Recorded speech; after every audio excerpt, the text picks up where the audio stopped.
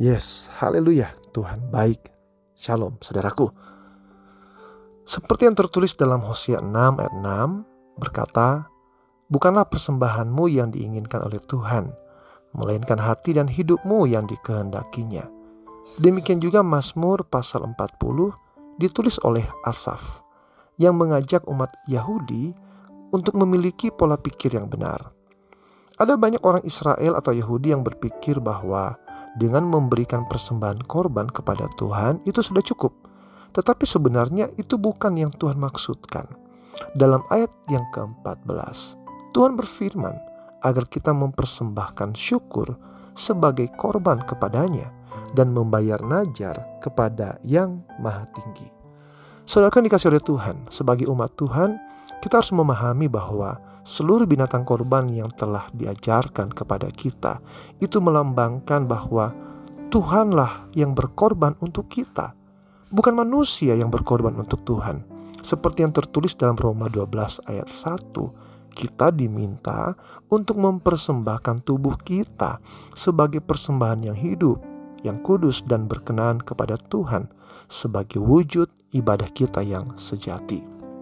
Jadi, saudaraku, binatang korban tersebut menggambarkan yang tidak bersalah, yaitu Allah turun ke dunia dan mati menebus dosa kita, seperti yang dijelaskan dalam Ibrani 10 ayat 7. Oleh karena itu, saudaraku, Asaf mengajarkan umat Tuhan untuk selalu mengucap syukur setiap kali dalam mempersembahkan korban.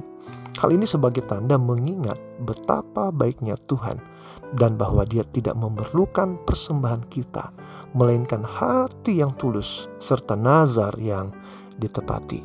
Saudara yang dikasihi oleh Tuhan, sebagai umat Tuhan, kita tidak hanya diminta untuk mempersembahkan persembahan korban, tetapi juga diminta untuk hidup dengan cara yang benar dan mengubah hidup kita di hadapan Tuhan. Seperti yang diungkapkan dalam Mazmur 50, Tuhan tidak hanya memperhatikan persembahan kita, tetapi juga Tuhan memperhatikan bagaimana kita hidup di luar rumah Tuhan, di luar gereja.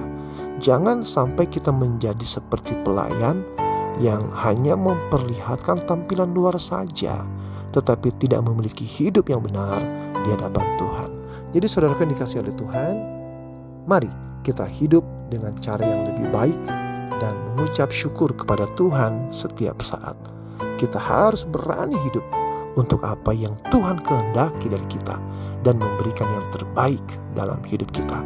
Mari saudaraku, kita hidup untuk Tuhan dan mempersembahkan hidup kita untuk apa yang dikehendakinya, sebagaimana yang diinginkan Tuhan dalam Hosea 6 ayat 6.